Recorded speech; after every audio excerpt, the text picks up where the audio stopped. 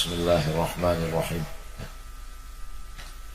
Assalamualaikum warahmatullahi wabarakatuh.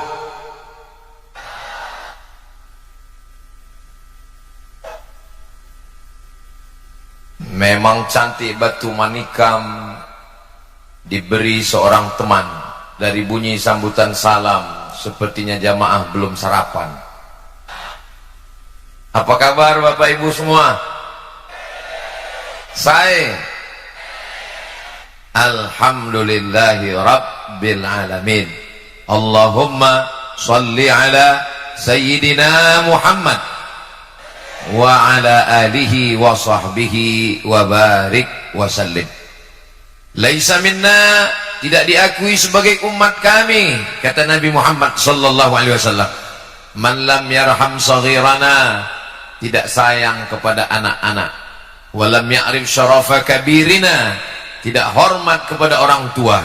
Semua anak-anakku, adik-adik, para santri, mudah-mudahan selalu dijaga Allah istiqomah iman dan Islam.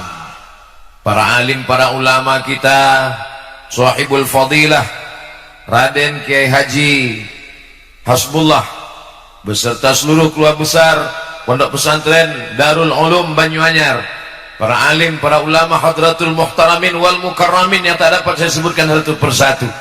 Saya juga didampingi oleh Kiai Haji Dr.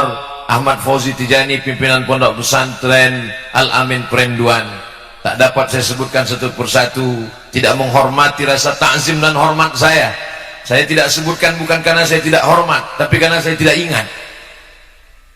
Insyaallah semua yang berhadir ini dimuliakan Allah subhanahu wa ta'ala. Karramna bani Adam, kami muliakan anak cucu keturunan Adam. Dimuliakan bukan karena asal penciptaannya, karena dia dari tanah. Dimuliakan bukan karena kemana kembalinya, karena kembali ke tanah. Dimuliakan karena la ilaha illallah Muhammadur Rasulullah sallallahu alaihi wasallam.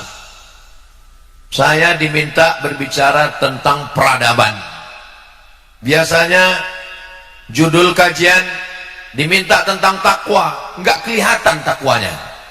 Diminta tentang ikhlas, ikhlasnya tersembunyi dalam hati. Tapi hari ini diminta tentang peradaban, tertulis di sebelah kiri, peradaban.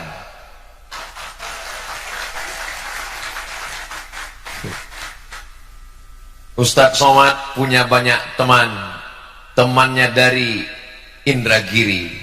Kenapa Ustadz Somad letak sorban di sebelah kanan? Supaya kelihatan tulisan di sebelah kiri. Mohon maaf, Ustadz Abdul Somad ini kurang adab, kurang akhlak. Bagaimana sopan santun tata kerama? Kenapa berdiri di depan kiai? Saya sudah mohon izin, kata kiai, silakan. Kenapa Ustadz membelakangi mereka?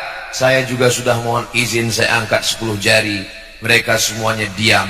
As-sukutu alamatur ridho. Itu kan hadis untuk perempuan Ustadz untuk nikah. Mungkin bisa juga kita bawa untuk izin saya hari ini. Ini perlu saya jelaskan, karena ini nanti direkam. Orang akan melihat, di komen di YouTube. Ini Ustadz Somad membelakangi kiai di depan para alim, para ulama. Kenapa dia berdiri? Jamaah bisa menjelaskan. Supaya apa? Jangan ada dusta di antara kita. Allahumma salli ala sayyidina Muhammad wa ala alihi wa sahbihi wa barik wa sallim. Tema kita, saya sebetulnya mau melihat foto saya di belakang. Merawat persatuan umat menuju perubahan dan peradaban bangsa yang maju. Pertama, persatuan. Kalau melihat perbedaan, jelas banyak sekali beda. Saya dengan kiai dari atas sampai bawah beda. Saya pecinya hitam, beliau peci putih. Saya pakai kain sarung, beliau pakai jubah. Kalau antara yang pakai sarung dengan yang pakai jubah kelahi, yang ketawa yang nggak pakai celana. Tapi kalau dilihat persamaan, kalau mau jaga kesatuan, lihatlah apa persamaan di antara kita. Apa persamaannya? sama-sama menutup aurat. Tadi ketika sampai, nggak ada kiai mempermasalahkan saya, nggak ada beliau mengatakan, Ustaz Abdul Somad kenapa datang kemari pakai peci hitam, nggak ada beliau permasalahkan. Kenapa? Karena di peci hitamnya tertulis Banyu Anyar. Nggak ada beliau permasalahkan saya pakai kain sarung. Kenapa? Kain sarungnya juga sudah dikasih warna hijau, lupa makainya.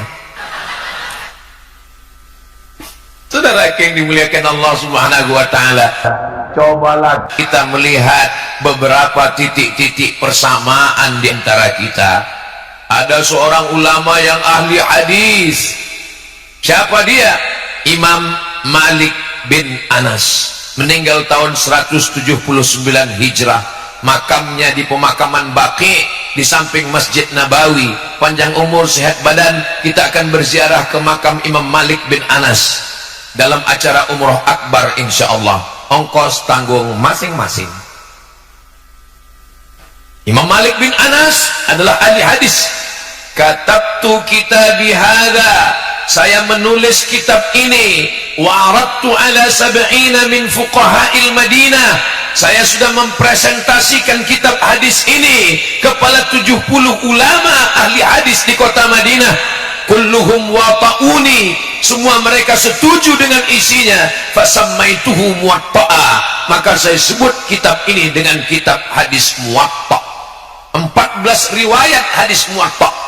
Salah satunya diriwayatkan oleh Imam Muhammad bin Idris Asy-Syafi'i, tapi riwayat yang kita baca masyhur hari ini adalah riwayat yang begitu masyhur dibaca oleh para ulama terakhir kali. Itulah dia yang sampai ke kita, kitab hadis tertua, lebih tua daripada Sahih Al-Bukhari 256, lebih tua daripada Sahih Muslim 261. Karena Imam Malik bin Anas 179.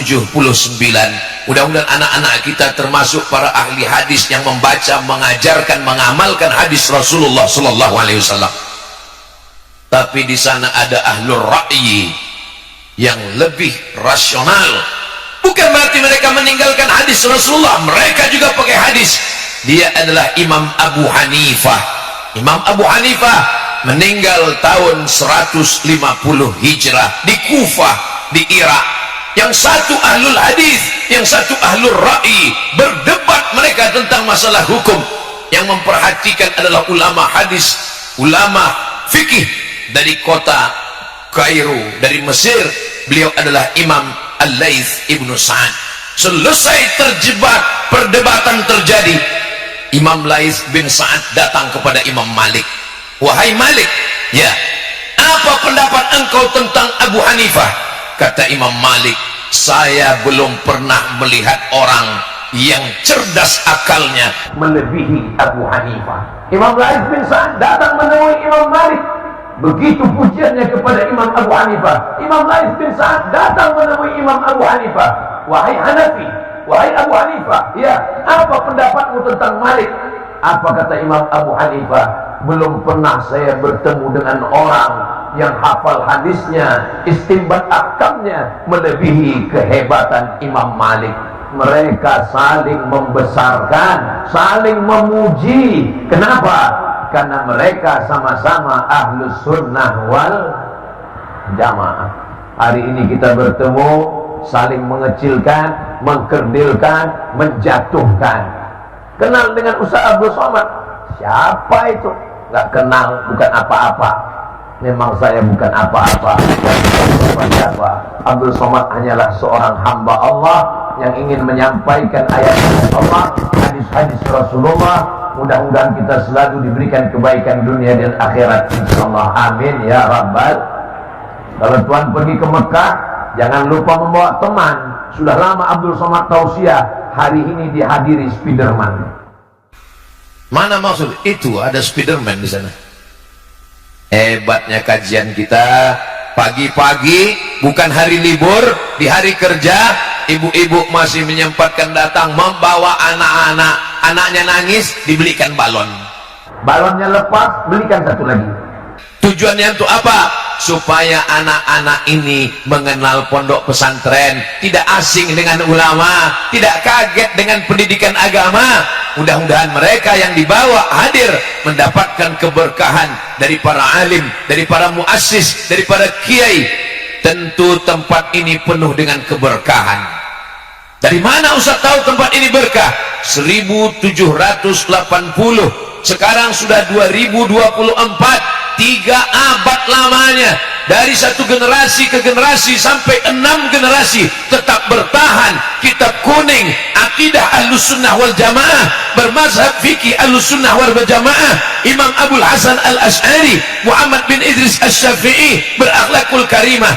Berapa banyak lembaga-lembaga yang terputus, tapi ini tetap bertahan. Tempat yang penuh dengan keberkahan. Untuk para alim, para ulama, para kiai yang sudah mendahului kita, mereka yang bersusah payah, bersimbah darah untuk menegakkan agama Allah, kita tak dapat membalas kebaikan mereka. Untuk mereka semuanya, Al-Fatihah. A'udzubillahi minasyaitonir rajim. Bismillahirrahmanirrahim. Alhamdulillahi rabbil alamin. Ar-Rahmanir Rahim. Maliki yaumiddin. Iyyaka na'budu wa iyyaka nasta'in. Ihdinas siratal mustaqim. Siratal ladzina an'amta 'alaihim ghairil maghdubi 'alaihim waladdallin. Amin. Mudah-mudahan dengan kita ajak santri anak kita membacakan Al-Fatihah, maka nanti kita pun juga kalau mati sudah menghadap Allah, anak-anak kita, santri kita pun tidak melupakan kita dan akan mengirimkan Al-Fatihah dan doa untuk kita semua, insyaallah. Amin. Anak-anak yang tadi melambaikan tangan, anak-anak yang mengambil foto dan gambar, fotonya mereka cetak, nanti sampai masanya anaknya, istrinya akan bertanya, ayah, ini foto ayah di mana? Ini foto di pondok pesantren Darul Ulum Banyuanyar. Waktu itu acara apa? Acara pengajian tabligh akbar. Siapa yang ceramah? Almarhum Abdul Somad. Semua tinggal kenangan. Pada akhirnya kehidupan manusia hanya tinggal sepotong kenangan, maka tinggalkanlah kenangan-kenangan yang baik untuk diingat. Adapun yang tidak baik, uzkuru mahasina mautakum. Orang-orang yang sudah meninggal, sebutlah kebaikan-kebaikannya. Mudah-mudahan yang kita tinggalkan semuanya kebaikan, insyaallah. Adapun yang tidak baik dilupakan oleh sejarah. Amin ya rabbal alamin. Ibu, bapak yang merasa kurang sehat, pusing kepala, jangan cemas, ambulan sudah siap. Imam Ahmad bin Hanbal, Imam Hambali, imam mazhab yang keempat, itu tidak meyakini subuh itu ada kunutnya. Maka Imam Ahmad bin Hanbal tidak berkunut. Sedangkan Imam Muhammad bin Idris Asy-Syafi'i, Imam Syafi'i, meyakini sholat subuh ada kunutnya. Disahihkan, dinyatakan oleh Imam An-Nawawi dalam kitab Al-Majmu' Syarah Muhadzab. Lalu kemudian datang seseorang bertanya kepada Imam Ahmad bin Hanbal, wahai Imam Ahmad bin Hanbal, ya, saya ikut mazhab kamu, saya subuh tidak pakai kunut. Ya, kata Imam Ahmad bin Hanbal, bagaimana kalau saya berimam, saya jadi makmum, imam saya bermazhab Syafi'i yang subuhnya pakai kunut? Apa kata Imam Ahmad bin Hanbal? Kalau imammu baca kunut, maka engkau aminkan imam, engkau katakan amin. Idza qanatal imamu faqanata. Kalau imam berkunut, maka makmum pun ikut mengatakan, ucapkan amin. Allahumma hdina fi man hadait, amin, wa afina fi man afait, amin, wa tawallana fi man tawallait, amin, wa barik lana fi ma a'tait, amin, wa qina bi rahmatika syarra ma qadait, amin. Hari ini ada orang yang mengaku mengikut mazhab Imam Ahmad bin Hanbal, Imam Hambali, tapi saya pernah sholat di samping saya, imam baca kunut, dia diam. Allahumma hdina fi man hadait, enggak mau. Imam Ahmad bin Hanbal berbeda dengan Imam Syafi'i. Tapi ketika Imam Ahmad bin Hanbal sebagai murid, Imam Syafi'i sebagai guru, berteman, bersahabat, meninggal Imam Syafi'i. Disebutkan dalam kitab Manaqib Imam Asy-Syafi'i, apa kata Imam Ahmad bin Hanbal? da'autu lisyafi'i fi salati, saya doakan Imam Syafi'i fi salati, dalam salat saya, bukan di luar salat, bukan setelah salat. Fi salati, saya doakan Imam Syafi'i dalam salat saya. Arba'ina sanah, 40 tahun.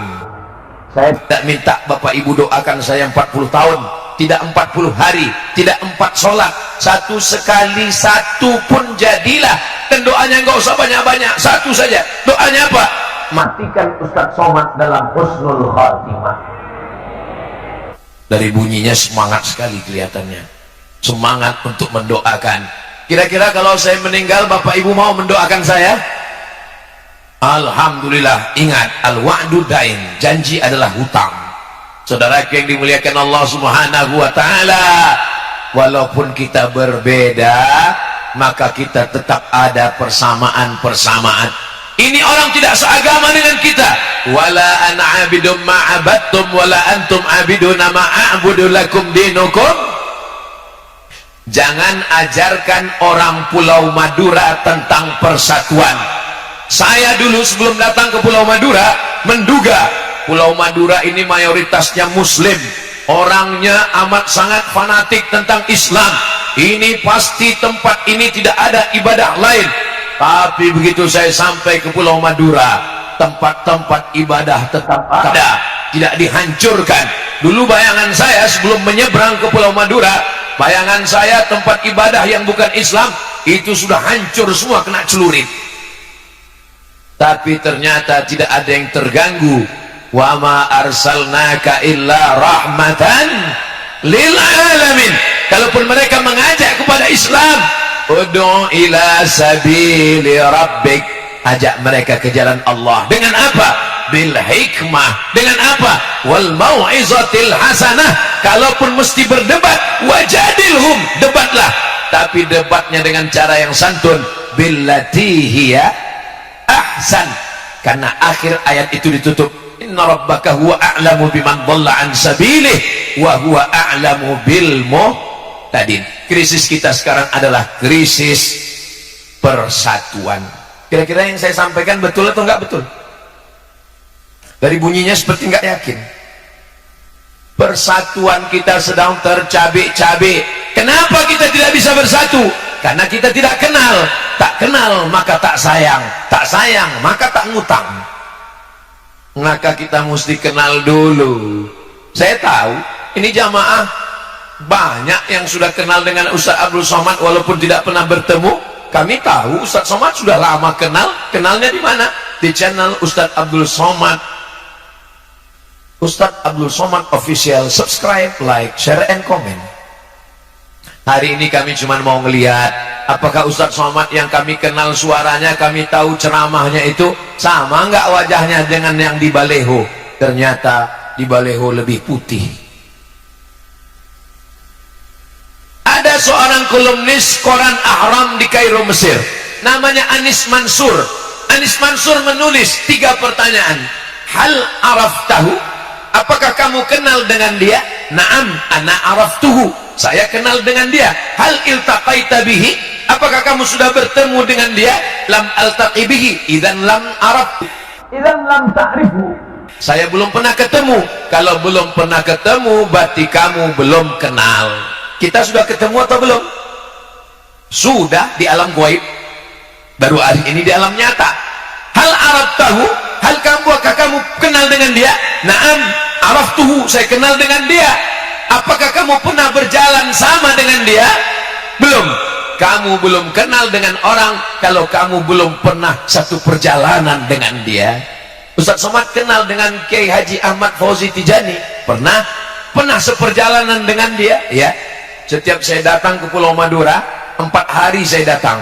Hari Jumat, hari Sabtu, hari Ahad, hari Senin. Ini tausiah saya yang terakhir. Kalau gitu habis ini Ustaz mati. Habis ini langsung ke airport. Selama 4 hari perjalanan ini, saya melihat bagaimana beliau makan, bagaimana beliau minum, bagaimana beliau sholat, bagaimana beliau lelah, bagaimana beliau mengantuk, bagaimana beliau letih, dan bagaimana beliau saat kehilangan sendal. Banyak orang yang ketika kita bertemu orangnya ta'zim, orangnya tawadhu, orangnya sabar, tapi begitu sendalnya hilang ngamuk. Tapi Kiai Ahmad Fauzi Tijani begitu dikatakan sendalnya hilang, dia beliau tenang. Kenapa? Mungkin beliau merasa bahwa sendal itu sudah masuk surga duluan. Seperti sendalnya Bilal bin Rabah. Apa kata Nabi sallallahu alaihi wasallam? "Ta'al ya Bilal." Sini sebentar Bilal. Ada apa ya Rasulullah? "Sami'tu daffan 'alaika baina yadayya fil jannah." Saya mendengar suara gesekan sendalmu di surga. Sehebat-hebatnya Abdul Somad. Kok hebat? Abdul Somad statusmu STJ, status tak jelas. Tapi Bilal bin Rabah, walaupun dia berkulit hitam, walaupun dia budak hamba sahaya, sendalnya lebih dulu masuk surga daripada engkau Abdul Somad. Apa pembahasan kita tadi? Kok ke sendal perginya? Saudara yang dimuliakan Allah Subhanahu wa taala, maka kita saling mengenal, bersilaturahim. Mungkin orang yang belum pernah ketemu dengan Ustaz Somad hanya nonton videonya saja. Apa kata mereka? Ustaz Somad itu orangnya keras, Ustaz Somad itu orangnya kasar, ngomongnya melambung. Ustaz Somad itu bukan keras, suaranya yang nyaring. Suaranya pun nggak terlalu nyaring, tapi karena sound systemnya mantap.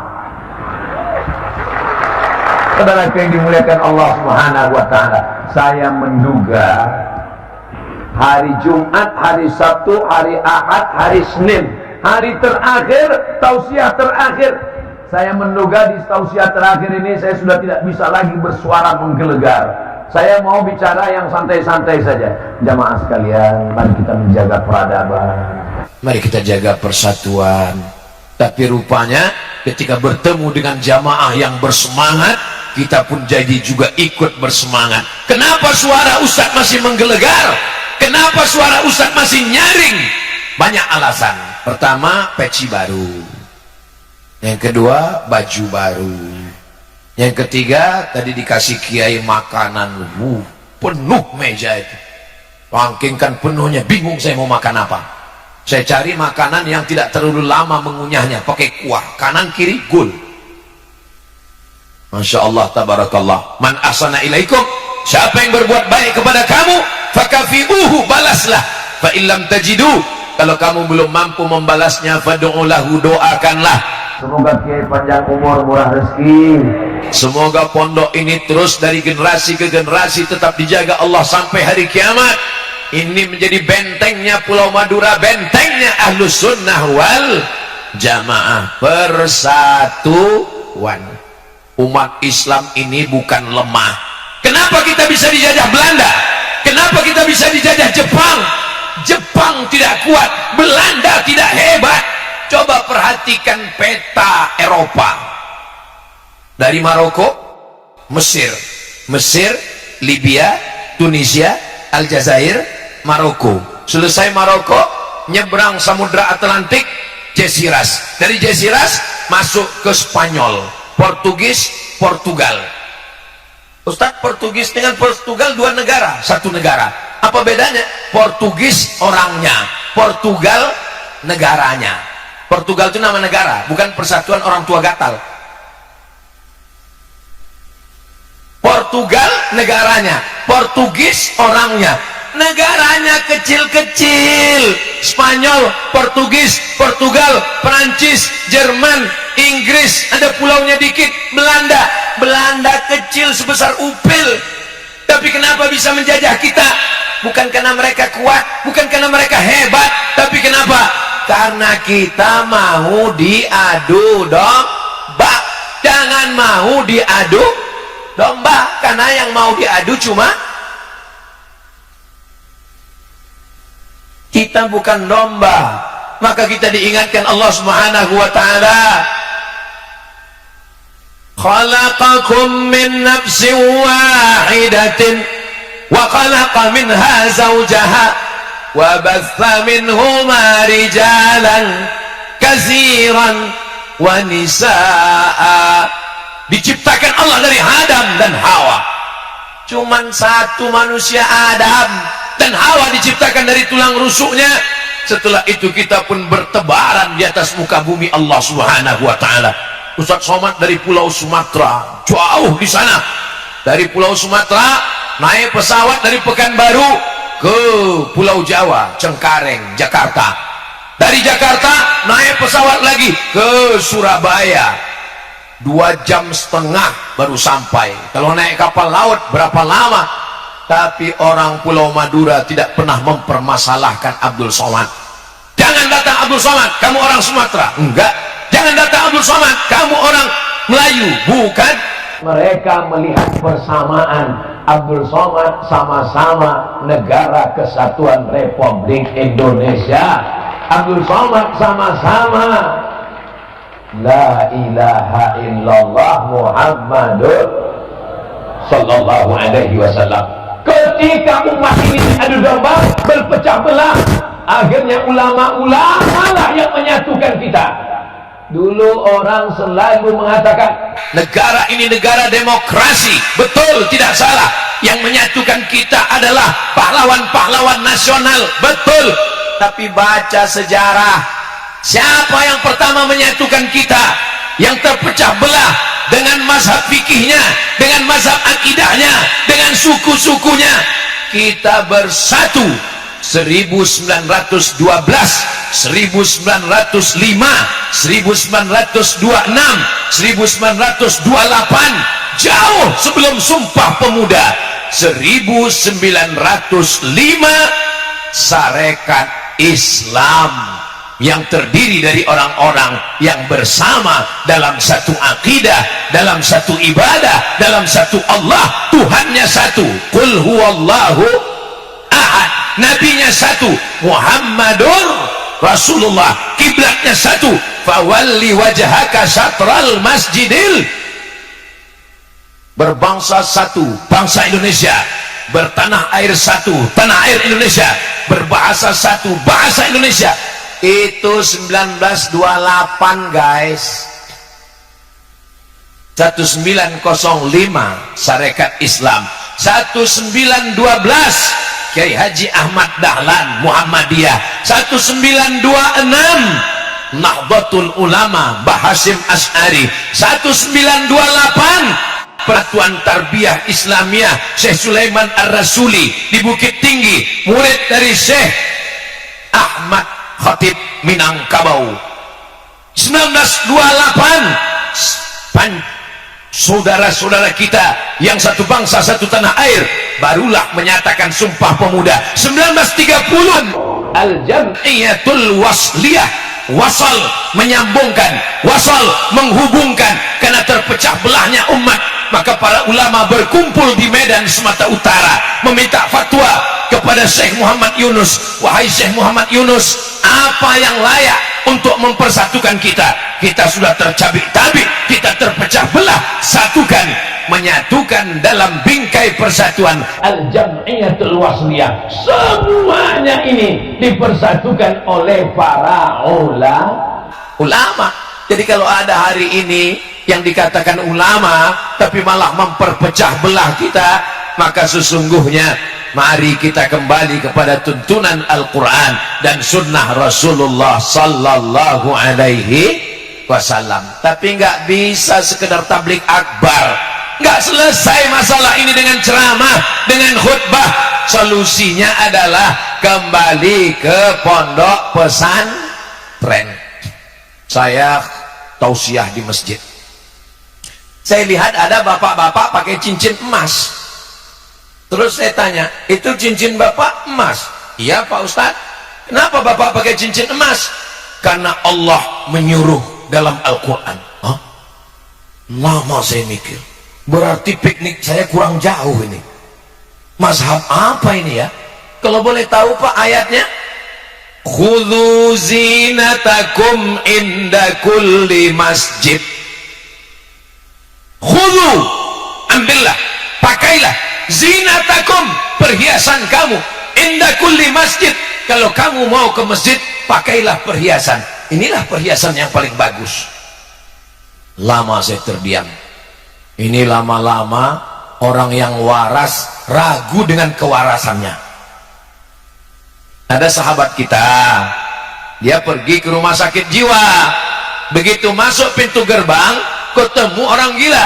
Orang gila di pintu gerbang itu nanya, sudah lama gila? Saya waras, kamu yang gila. Masuk ke dalam, di tengah tanah lapang, orang gila lagi duduk ngumpul, tepuk tangan. Orang gila, orang gila, saya yang waras, kalian yang gila. Masuk lagi ke dalam, di dekat kantor direktur rumah sakit, ketemu satu orang gila. Nanya, sudah lama gila? Lama-lama kata sahabat kita ini, saking banyaknya orang gila, orang waras ragu dengan kewarasannya. Seandainya semua orang mengatakan, kamu kalau mau ke masjid bawa perhiasan, kalau mau ke masjid bawa perhiasan, kalau mau ke masjid bawa perhiasan, ayatnya jelas, khudzu zinatakum inda kulli masjid. Orang yang awam pun akan terikut. Siapa yang mengerti tentang ayat ini? Yang ngerti adalah santri pondok pesantren. Daftarkan anak Anda ke pondok pesantren Darul Ulum sebelum tanggal penutupan berikut ini. Ingat, kuota terbatas. Saudaraku yang dimuliakan Allah, saya tidak pernah diminta untuk buat endorse, saya tidak pernah dibisik-bisiki untuk buat pengumuman. Lalu kenapa Ustadz ngomong begini? Supaya bapak ibu yang memasukkan anaknya, anaknya jadi para alim ulama, anaknya menjadi ahli fikih, dan ketika nanti anaknya masuk surga, anaknya pasti nanya, Ustadz Somad mana? Disitulah saya mendapatkan syafaat dari santri-santri alumni pesantren Darul Ulum Banyuanyar, insyaallah. Amin ya rabbal. Masuk surga itu nggak sendirian, Pak. Masuk surga itu berjamaah, ramai-ramai. Mana ayatnya masuk surga ramai-ramai? Jelas-jelas dalam Al-Quran datang ngadap Allah sendirian. Walaqad ji'tumuna furada, kamu datang menghadap kami furada, sendirian. Ayat ini cerita tentang kamu datang menghadap kami sendirian, bukan ayat berangkat haji pakai visa furoda. Kama khalaqnakum awwala marrah, sebagaimana dulu kami ciptakan kamu sendirian, kamu pun akan menghadap kami mati sendirian. Betul, tapi saat masuk surga kita berjamaah. Wasiqal ladzina taqaw ilal jannati zumara, mereka masuk surga digiring dibawa zumara, berjamaah. Dan di antara jamaah yang akan masuk surga itu adalah jamaah peradaban. Tentu yang masuk lebih dulu yang punya seragam. Jamaah peradaban berangkat. Yang masuk, yang pakai seragam dulu, masuk. Ustaz Somad masuk, of course. Itulah maka pentingnya kita selalu bersama dengan orang-orang soleh, bukan somad. Tadi saya mulai tausiah jam 8:30, sekarang sudah jam 9 lewat 10. Ternyata sudah 40 menit saya berdiri, anak kecil 2 orang yang di depan tidak bergeming sedikit pun. Di tempat lain saya dari tadi memang ngitung nih sampai berapa menit mereka bertahan 2 orang pengawal Ahlus Sunnah wal Jamaah. Di tempat lain saya tausiah baru kultum 15 menit bapaknya udah nguap, apalagi anaknya. Tapi hari ini tolong adik kameramen ambil gambar mereka sebelum mereka berdiri pulang ke ibunya. Mohon maaf ya Bu, ini anak diancam atau sukarela? Saudaraku yang dimuliakan Allah Subhanahu wa Ta'ala, kalau anak-anaknya saja tahan mendengar ceramah, apalagi bapak ibunya. Betul? Memangnya Ustaz Somad nggak pernah diundang acara ceramah untuk anak-anak? Pernah. Pengalaman yang paling menggetarkan hati. Assalamualaikum Ustaz Somad. Waalaikumsalam. Bisa datang menyampaikan tausiah di sekolah kami? Siap. Simatupang, siang malam tunggu panggilan. Saya datang. Begitu saya datang, saya sangka yang mau diceramahi wali santri, wali murid, anak TK semua. Kata protokol, berikut ini mari kita dengarkan tausiah yang akan disampaikan oleh Profesor Dr. Abdul Somad LCMA. Enggak ada satupun anak itu yang peduli, semuanya kikik. Dalam hati saya, habis harga diriku hari ini. Saya pun menjaga wibawa saya pura-pura seakan-akan tidak terjadi apa-apa. Assalamualaikum warahmatullahi wabarakatuh. Mereka tetap juga nggak peduli. Saya buka dengan muqaddimah, alhamdulillahi wa kafa, wassalatu wassalamu ala al-habibil mujtaba wa ala alihi wa ashabihi al-sidqi wal wafa, subhanaka la ilma lana. Mereka tetap nggak memperhatikan. Sampai akhirnya ini kalau saya lanjutkan dua kemungkinan, kalau nggak saya stres, mereka stres. Akhirnya saya panggil pawangnya, kepala sekolah, mohon bantu saya Bu, bisa Ibu tolong saya? Kalau nggak bisa tolong saya pulang ini.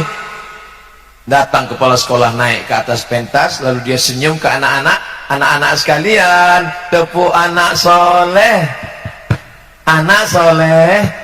jangan ribut. Lihat Ustadz lagi cemas. Begitu ibunya tepuk tangan, anaknya tenang. Dalam hati saya, ternyata semudah itu ya. Kalau tahu gitu saya tepuk dari tadi.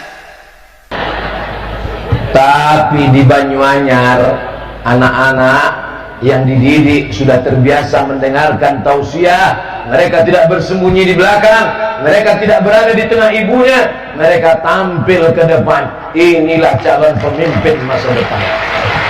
Allahu Akbar. Kira-kira bapak dulu waktu masih kecil sebesar ini, apakah seberani ini? Belum tentu. Kenapa mereka bisa seberani ini? Karena mereka mendapatkan doa barokah dari para kiai, para alim, para ulama. Mereka sudah terbiasa. Saya pernah ke satu daerah, diundang makan di rumah jamaah, sampai di dalam orang tuanya minta doa, Ustaz tolong doakan anak saya. Takut. Dalam hati saya sangka saya setan. Saudara yang dimuliakan Allah Subhanahu wa taala, masukkan anak ke pondok pesantren. Tapi katanya kita disuruh bawa perhiasan kalau mau pergi ke masjid. Lihat dulu asbabun nuzul ayat itu. Ayat itu cerita tentang apa? Dulu mereka tawaf di samping Ka'bah, uryanun taliq. Mohon maaf beribu maaf, dalam keadaan uryan, telanjang bulat, nggak pakai baju. Mohon maaf, tidak layak saya berkata di depan kiai. Turun ayat khudhu zinatakum, maknanya ambil perhiasan. Pakaian kamu, pakai pakaian inda kulli masjid. Ketika kamu masuk Masjidil Haram mau tawaf, pakai pakaian, bukan tanpa pakaian. Itu nggak ada dalam terjemah depak Kementerian Agama, itu ada dalam kitab tafsir. Masalahnya tafsir berbahasa Arab. Yang paling kecil tafsir mufradat Al-Quran berbahasa Arab. Tafsir Jalaluddin Al-Ma'alli, Jalaluddin As-Suyuti berbahasa Arab. Tafsir Abul Fida Ismail Ibnu Katsir berbahasa Arab. Tafsir Al-Quranil Azim, tafsir Mafatihul Ghaib Fahruddin Ar-Razi berbahasa Arab. Dan pintu masuk ke bahasa Arab, nahwu, sharaf, balaghah, ma'ani, bayan, itu hanya dipelajari di pondok pesantren. Maka yang sudah memasukkan anaknya ke pondok pesantren, alhamdulillah. Yang belum memasukkan anaknya ke pesantren, insya Allah. Yang sudah saya kasih tahu nggak juga mau masukkan anak ke pesantren, kok innalillah Pak Ustadz ya. Fitnah akhir zaman hari ini luar biasa. Pondok pesantren memberikan kunci-kunci ke anak kita. Kalau sudah dapat kuncinya, dia tahu mana orang sesat, mana orang salah. Sekarang di internet semuanya muncul.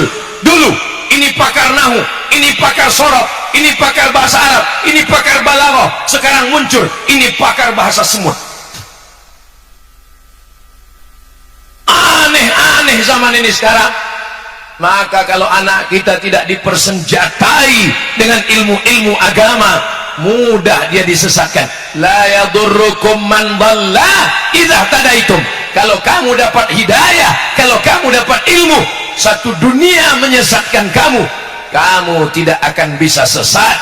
Ihdinas siratal mustaqim, siratal ladzina an'amta alaihim minan nabiyyin wassiddiqin wasyuhada wassalihin. Bagian yang pertama, persatuan. Setelah kita bisa bersatu, berikutnya perubahan. Mesti ada perubahan.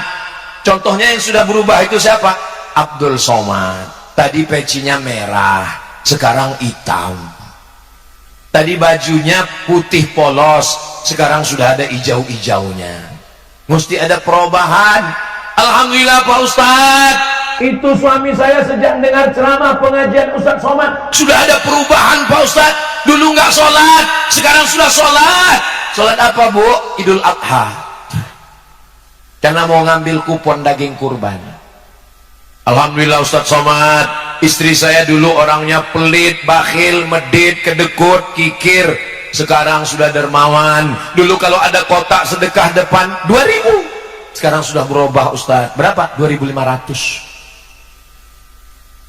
Allah rahasiakan, tidak ada yang tahu siapa dapat haji mabrur. Allah rahasiakan, tidak ada yang tahu siapa dapat sholat wusta. Allah rahasiakan, tidak ada yang tahu siapa dapat Lailatul Qadar. Allah rahasiakan, tidak ada yang tahu siapa dapat taubat nasuha. Kenapa Allah rahasiakan? Supaya kita tetap khauf, takut, cemas, tapi kita tetap berharap. Bainal khauf war raja, takut dan cemas, dan senantiasa berharap. Mudah-mudahan kita mendapatkan haji mabrur, mudah-mudahan mendapatkan Lailatul Qadar, mudah-mudahan mendapatkan taubat nasuha, mudah-mudahan mendapatkan husnul khatimah. Terus apa tanda orang dapat haji mabrur? Apa tanda orang dapat husnul khatimah? Apa tanda orang dapat? Tandanya salah satunya adalah ada perubahan. Ustadz, katanya kalau kita pulang haji itu ada perubahan Pak Ustadz. Gimana perubahannya? Wajah putih bercahaya. Itu bukan haji mabrur, skincare. Wajah Cina, tangan Afrika. Saudara yang dimuliakan Allah Subhanahu wa taala, perubahan bukan dalam bentuk fisik, perubahan dalam bentuk perubahan gaya. Kamu kenapa sekarang cuma duduk-duduk di masjid? Kenapa tidak bisnis? Saya ini dulu Pak Ustadz preman, saya riba, saya zina, saya makan haram. Sekarang setelah saya tobat, saya sudah berubah Pak Ustadz. Perubahannya gimana? Saya cuma nunggu malaikat maut tiba. Itu bukan perubahan, itu kemunduran. Khiyarukum fil jahiliyah, khiyarukum fil Islam. Yang dulu saat jahiliyahnya panglima perang, setelah Islam dia tetap menjadi panglima perang. Siapa dia? Khalid ibnul Walid. Siapa yang menghantam Nabi waktu perang Uhud?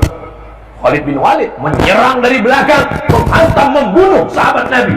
Tapi setelah dia berislam, dia tidak berhenti. Dia tidak hanya menunggu malaikat maut mati di masjid, dia tetap menjadi panglima perang. Yang dulu sebelum taubatnya adalah perampok, penjahat. Setelah dia taubat, dia tetap merampok. Tapi yang dirampoknya adalah perbuatan mungkar. Tangannya menghantam kemungkaran. Dulu orang tidak berani baca Quran dengan suara keras. Kenapa? Karena takut ditangkap Abu Jahal, Abu Lahab. Kapan orang berani baca Quran dengan suara lantang? Setelah seorang yang pemenang gulat, juara bertahan, dia adalah Umar ibnul Khattab. Setelah Umar bin Khattab masuk Islam, orang berani baca Quran dengan suara lantang. A'udzubillahi minasyaitonir rajim. Bismillahirrahmanirrahim. Jadi kalau sekarang ada orang baca Quran suaranya nggak kedengaran,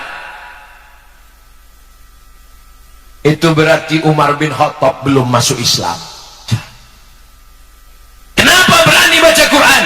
Karena juara petarung bertahan sudah bersyahadat asyhadu an la ilaha illallah wa asyhadu anna muhammadan rasulullah. Preman-preman yang bertato, yang dulu jahat, masuk dalam dakwah, masuk Islam, hijrah, bertaubat nasuha. Tapi tolong dakwah, bukan berarti diam terhadap kemungkaran. Kalau agamamu dihina, kalau ulamamu dihina, engkau diam, ganti bajumu dengan kain kafan. Bukan hadis Nabi, dapat saya di grup WhatsApp.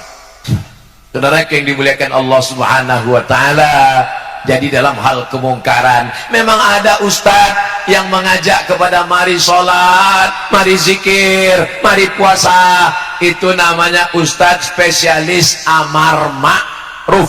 Tapi jangan lupa, seperti uang punya dua sisi. Satu sisi bukan uang namanya, itu namanya uang mainan, uang contoh. Uang yang asli dua mata, dua sisi. Sisi amar ma'ruf nahi mungkar. Mungkar nggak bisa. Jangan judi ya, jangan zina ya, nggak bisa. Nabi Muhammad itu bertutur kata lembut, dia nggak pernah marah-marah. Kapan Nabi ada kalanya matanya merah, suaranya menggelegar? Ketika kapan? Ketika ayat-ayat Allah dihinakan, bahkan dibacakan qunut nazilah 1 bulan. Allahumma al'an rel, Allahumma al'an zakwan, Allahumma al'an usayyah, laknatlah mereka ya Allah. Kapan Nabi minta laknat? Ketika para da'i dibunuh, ketika para da'i dihinakan. Allah meminta, Nabi memohon kepada Allah Subhanahu wa ta'ala supaya dilaknatlah mereka. Sekarang banyak orang mengambil sisi kelembutan kebaikan, dipotongnya sisi tegas dalam kemungkaran. Mudah-mudahan santri-santri kita ada masanya lembut dan ada masanya tegas. Asyidda'u 'alal kuffar ruhama'u bainahum. Perubahan kita adalah perubahan ke dalam kebaikan. Kita pun ziarah ke depan makam Sayyidus Syuhada Hamzah bin Abdul Muttalib. Assalamu alayka ya Sayyidas Syuhada, assalamu alayka ya sahibah Rasulillah, assalamu alayka ya amma Rasulillah sallallahu alaihi wasallam. Bagaimana kematian Hamzah? Telinganya digunting, hidungnya dipotong, jantungnya dibelah. Yang membunuh itu adalah Wahsy. Wahsy, budak sahaya berkulit hitam. Dia ambil hirbah tombak, dia tusukkan ke tengkuk Hamzah. Summa hazzaztuhu, saya goncang hingga menembus baina fakhidaihi, antara dua paha Hamzah. Begitulah kejamnya Wahsy. Tahun 3 Hijrah, hari berganti, musim berubah. Tahun 4, tahun 5, tahun 6, tahun 7, tahun 8. Setelah 8 Hijrah, Nabi datang ke kota Makkah Al-Mukarramah membawa 10.000 pasukan. Panglima perangnya Sa'ad bin Ubadah. Apa kata Sa'ad bin Ubadah? Hadza yaumul malhamah, ini hari balas dendam. Kenapa Ustaz Somad berapi-api sekarang? Mungkin efek baju baru. Gimana rasanya pakai baju baru nih Ustaz Somad? Kalau tuan ke Pulau Buru, jangan lupa membawa kipas. Kalau mau tahu rasanya baju baru, rasanya sangat panas. Enggak, itu hanya sekedar iklan sejenak saja. Kita lanjutkan. Apa kata Sa'ad bin Ubadah? Hadza yaumul malhamah, ini hari balas dendam. Nabi memanggil Sa'ad. Ta'al ya Sa'ad, sini. Tadi kamu ngomong apa? Hadza yaumul malhamah, ini hari balas dendam. Dulu mereka menggunting telinga Hamzah, kita akan potong telinga mereka. Dulu mereka membelah jantung Hamzah, kita akan belah jantung mereka. Hadza yaumul marhamah, ini hari berkasih sayang. Dari lam ke ra, dari malhamah ke marhamah. Ketika Nabi sudah menghancurkan berhala patung-patung, ada yang terbuat dari besi, ada yang terbuat dari perak, ada yang terbuat dari emas, ada yang terbuat dari roti. 360 patung dihancurkan. Begitu kata Syekh Safiur Rahman Al-Mubarakpuri dalam kitab Ar-Rahiq Al-Maktum. Selesai itu Nabi berdiri, ya ahla Makkah, ma tarawna anni fa'ilun bikum. Wahai penduduk Makkah, menurut kalian apa yang akan aku lakukan terhadap kalian? Apa kata orang Makkah? Akhun karim wa ibnu akhin karim. Engkau saudara kami ya Muhammad, ayahmu saudara kami ya Muhammad. Ternyata kalau kita sudah menang, semua jadi saudara, besti. Akhun karim wa ibnu akhin karim. Apa kata Nabi sallallahu alaihi wasallam? Idhabu wa antumut tulaqa. Pergilah kamu semua, kamu bebas. Tidak ada telinga yang dipotong, tidak ada hidungnya digunting, tidak ada jantung yang dibelah, semuanya bebas.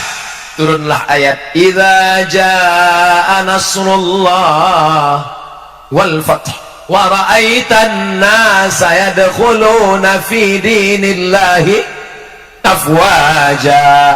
Berbondong-bondong mereka masuk Islam, bukan karena tombak Rasulullah, bukan karena pedang Rasulullah.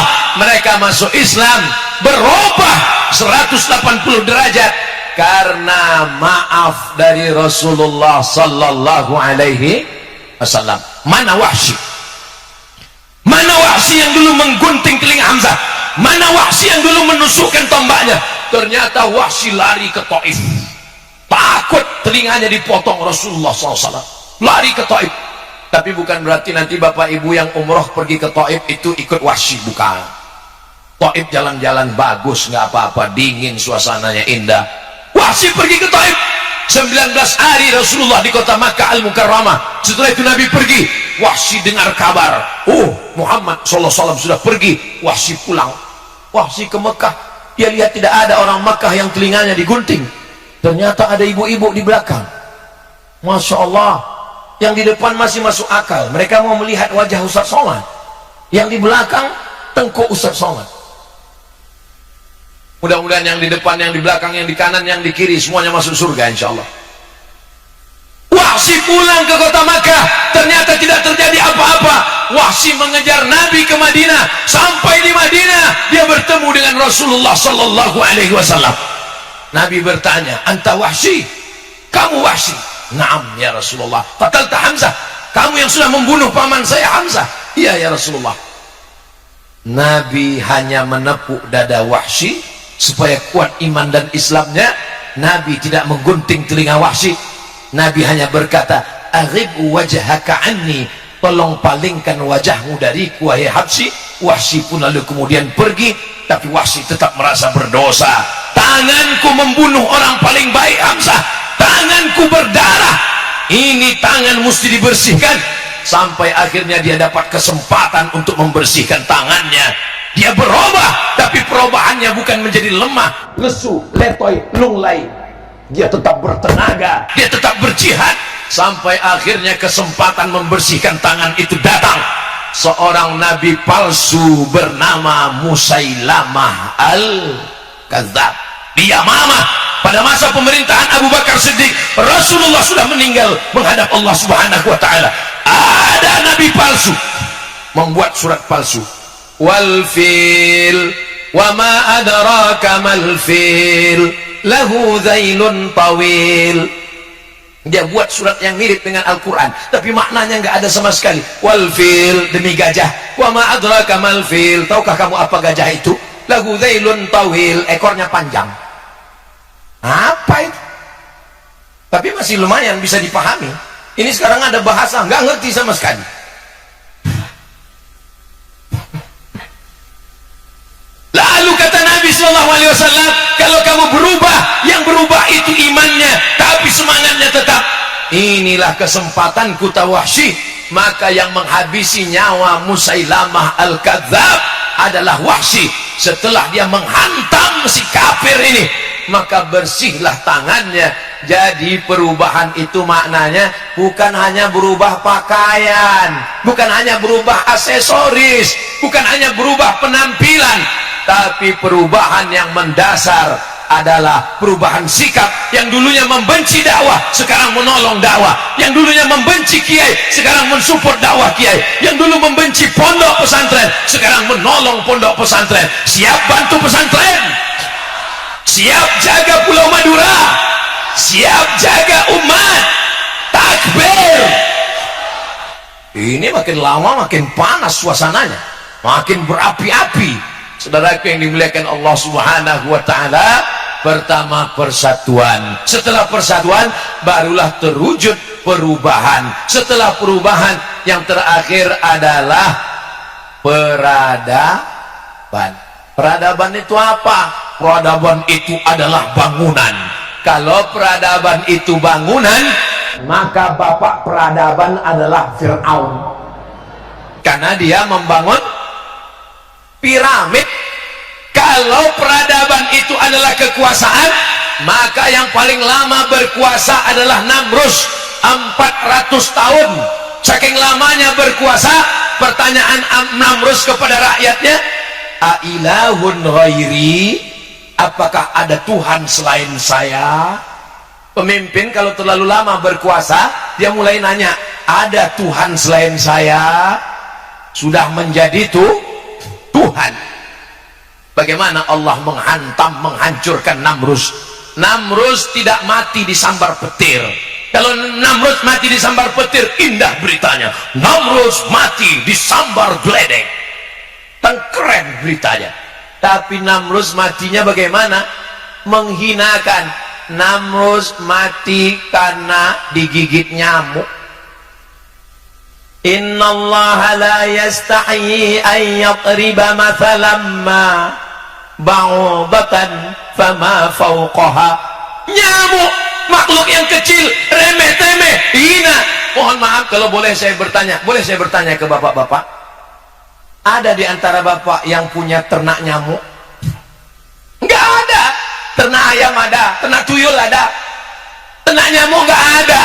Tapi Allah menghancurkan penguasa zalim dengan nyamuk. Datang nyamuk, wow,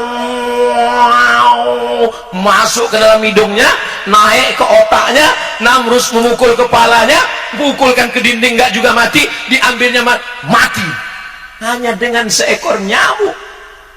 Allah kalau mau menghancurkan orang, tu'izzu man tasha wa tudhillu man tasha biyadikal khair, innama amruhu idza arada syai'an ayyakula lahu kun. Lalu kenapa ada Fir'aun, ada Namrus?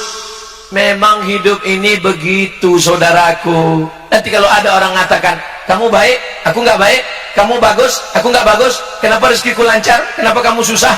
Memang dunia ini begitu, saudaraku. Dulu ada Kabil, ada Habil, ada Musa, ada Fir'aun, ada Ibrahim, ada Namrus, ada Muhammad SAW, ada Abu Jahal, ada aku, ada kamu. Berpasang-pasangan. Saudaraku yang dimuliakan Allah Subhanahu wa ta'ala, peradaban itu bukan hanya bangunan. Peradaban yang paling hebat adalah peradaban hasil ilmu pengetahuan. Mukjizat yang lain hilang. Mukjizat membelah Laut Merah hilang. Mana Laut Merah yang terbelah itu? Saya nanya ke teman saya, di mana Laut Merah yang terbelah? Abdul Somad, nanti kalau musim haji kamu pergi ke Mekah, naik kapal laut. Tahun 2000 saya naik kapal laut dari terusan Suez ke Jeddah. Di mana nanti ombaknya besar, disitulah tempat Laut Merah terbelah. Setelah pulang saya cerita sama dia, saya udah naik kapal laut. Di mana yang paling besar? Dari awal sampai akhir besar. Peradaban yu'il mauta biiznillah, yubri'ul akmaha wal abrasa, menyembuhkan orang kusta, menyembuhkan orang lumpuh.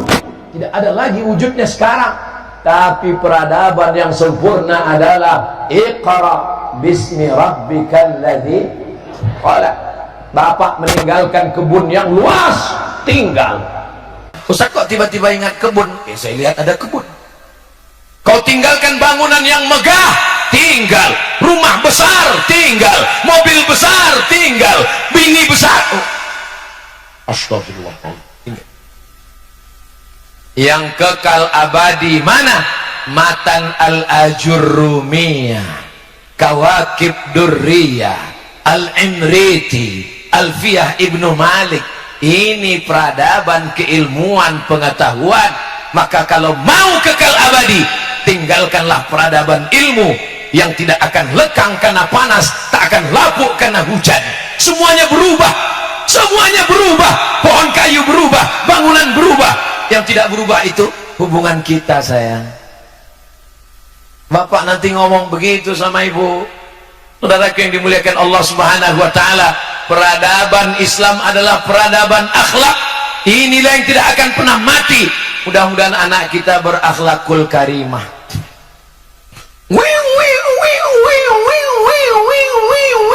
Zaman saya kecil dulu kalau ada suara wew itu orang mati. Zaman sekarang di Pulau Madura ada wew 3. Yang pertama ambulan, yang kedua pejabat, yang ketiga Ustadz Somad.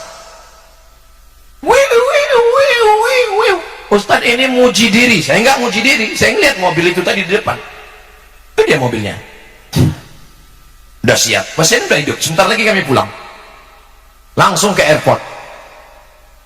Ketika mobil masuk mobil, lalu kemudian semua santri berdiri menunduk.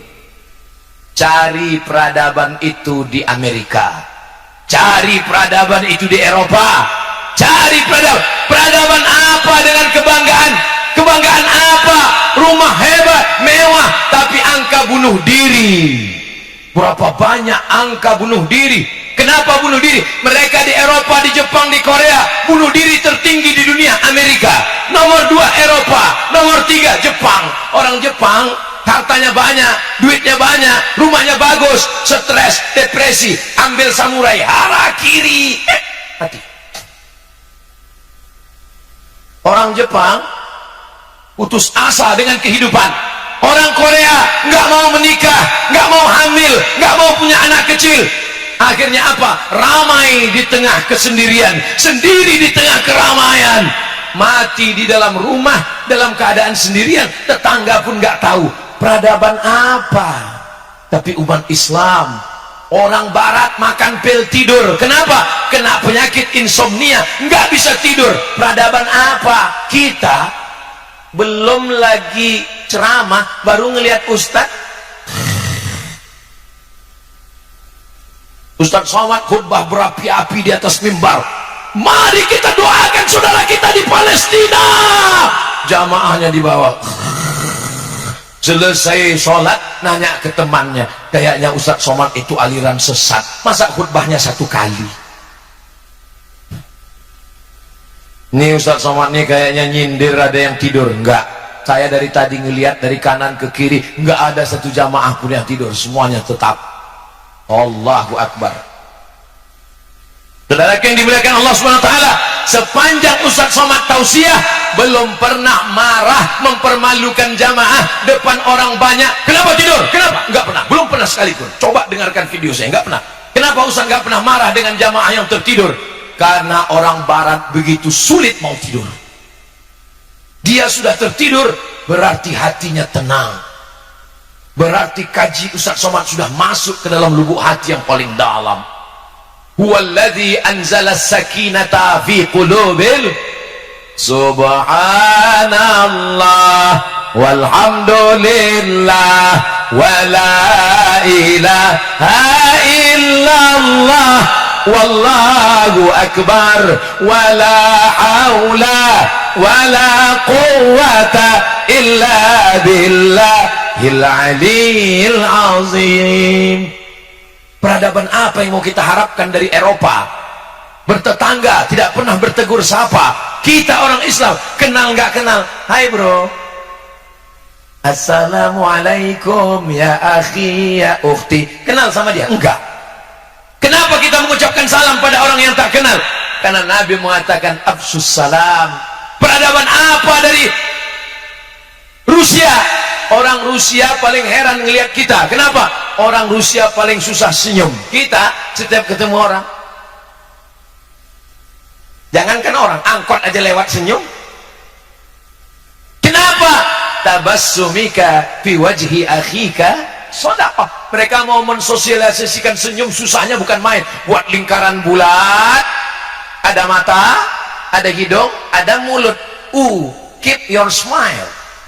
Susahnya. Peradaban apa yang kita harapkan dari Eropa? Seorang Yahudi bernama Bernard Lewis. Siapa namanya?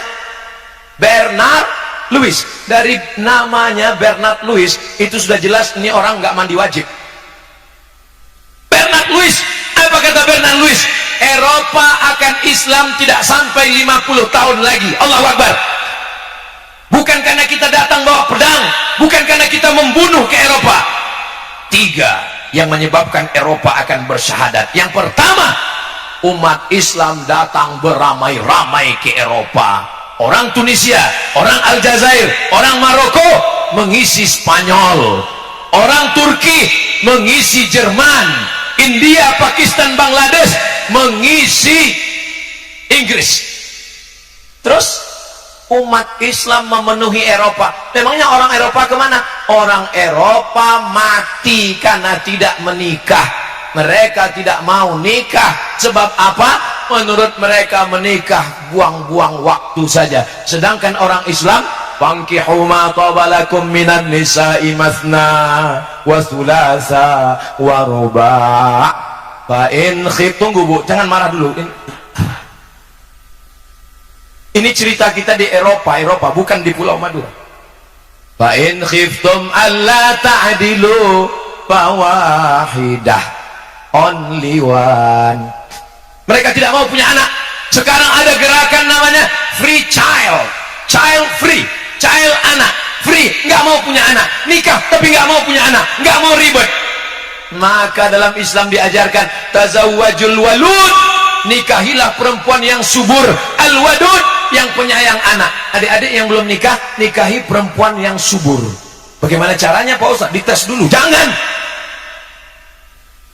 ditanya dulu, Dek, kamu anak nomor berapa? Aku anak pertama. Satu keluarga berapa orang? Aku satu-satunya. Mohon maaf, kamu tidak lulus fit and proper test. Ketemu lagi, kamu nomor berapa? Aku nomor 13. Gua banget. Karena kalau dia banyak saudaranya, berarti ibunya subur, berarti dia juga akan subur. Saudaraku yang dimuliakan Allah, inni mukatsirum bikumul umama yaumal qiyamah. Saya, kata Nabi yang paling bangga pada hari kiamat, karena umatnya paling banyak adalah umat Nabi Muhammad sallallahu alaihi. Kenapa mereka hancur? Gedungnya sudah berdiri tinggi, menara Eiffelnya, menara Romanya. Kenapa Eropa hancur? Karena mereka tidak punya keturunan, habis musnah. Nanti Bapak Ibu kalau ke Pekanbaru, ada namanya Masjid Agung An-Nur. Di samping Masjid Agung An-Nur itu dulu banyak pohon korma, tapi nggak ada yang berbuah. Akhirnya dipanggil satu profesor bidang kolma dari Thailand, namanya Profesor Kolak. Profesor Kolak diperintahkan untuk melihat kebun-kebun kurma. Kenapa kurma tidak berbuah? Akhirnya dia tersenyum. Kenapa Prof? Kenapa kurma nggak berbuah? Karena kurma ini jantan semua. Itu menunjukkan Eropa akan binasa karena jantan semua. Apa maksudnya? LGBT. Walaupun LGBT itu bunyi kalimatnya muannas. LGBT, LGBT, LGBTunna. Jangan tulis LGBT, nanti kena ban langsung. Maka caranya tulis, karena itu punya mereka. Jangan tulis Israel, nanti kena ban, kena hapus, kena take down. Jadi tulis apa? Israel. Jangan tulis LGBT, jadi tulis apa? LGBTkum.